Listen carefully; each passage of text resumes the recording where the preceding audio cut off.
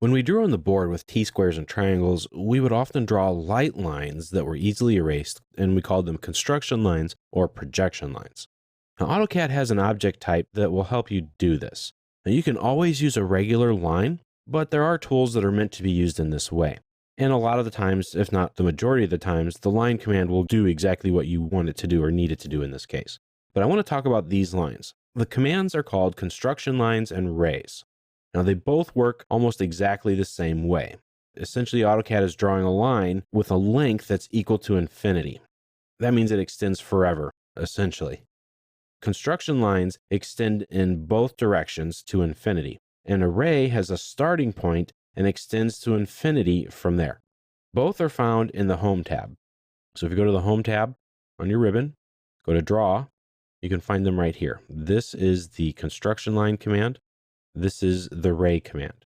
Now, for me, most of the time, I'm typing in the command name for these. So for array, type in the word ray, press enter, pick your first point, then you can see my line goes to infinity.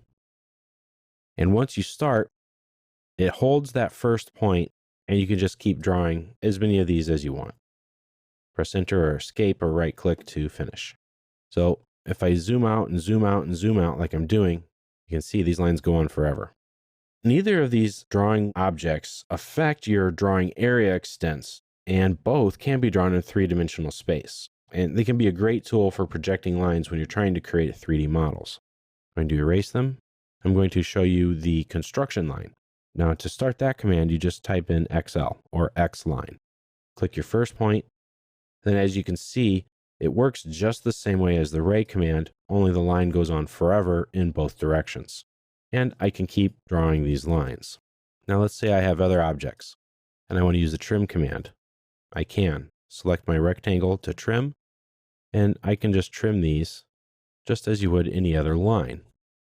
Once you trim both ends or break both ends of a construction line, it becomes a line object. Now if you have a ray, you select it, see the object is called a ray. And if you break it or trim it, that leftover object becomes a line. And if you have broken it, then what's left is still a ray. Let's open up one of our example files here. Let's look at the constructionlines.dwg file. I'm going to show you a great use of construction lines. What I have here is the start of an isometric drawing. I have the front view and I have the side view. Now let's complete this drawing. So I'm going to use the ray command, press enter. I'm going to click down here right in this corner, and I'm going to draw the line at a 45-degree angle. So when you draw with these objects, they work just like drawing the regular line command. So I can press tab, and now I'm typing in 45. So now I have a 45-degree angle. Now this is called projection drawing.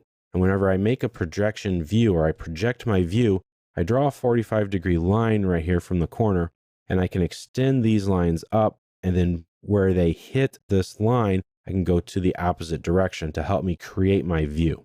So I'm going to use rays and construction lines to help me with this. So if I click on a point and I need to know where it needs to go, you can see I have my auto snap tracking on. So it helps me to draw it straight up and down. Or if I use my construction line, I can click here, then come down, make it perpendicular or parallel, whatever I need to do. Now I can extend these lines here, and as I project to the left, I get where my top view is going to have to be. Now you can also copy these items. And when working in an environment like this, that makes it very simple to draw all of my lines that I need. Now if I use the trim command, I can start cleaning this thing up. I can also match properties now for my center lines.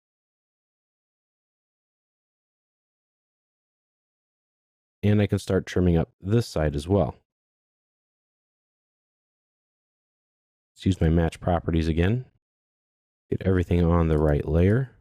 Now we see here that this is a dashed line. So that means there's a little cutout. And since there's a center line here, that tells me there's a little circle going on. So I'm going to start the circle command. I'm going to snap to right here and to right there. So I missed this line.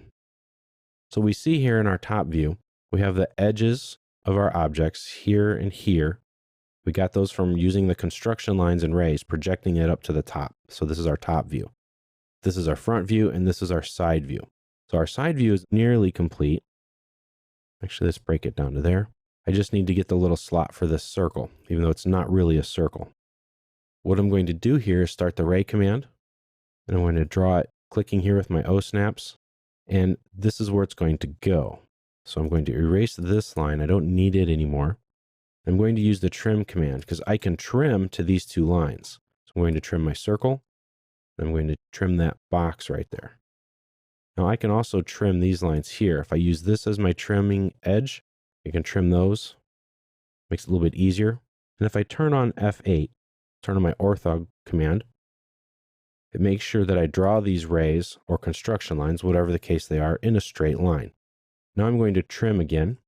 I'm going to do several trims at once. I'm going to trim these guys here, and I want to trim this here as well. You can see I'm trimming. Now I'm going to match properties. Make sure I get this. So I've essentially created the basics here of the rest of my top and side views using rays and construction lines. Now, when do you use a ray over a construction line? That's kind of up to you. A lot of times you can start with the ray command at a specific point so that you don't have to trim it on both sides.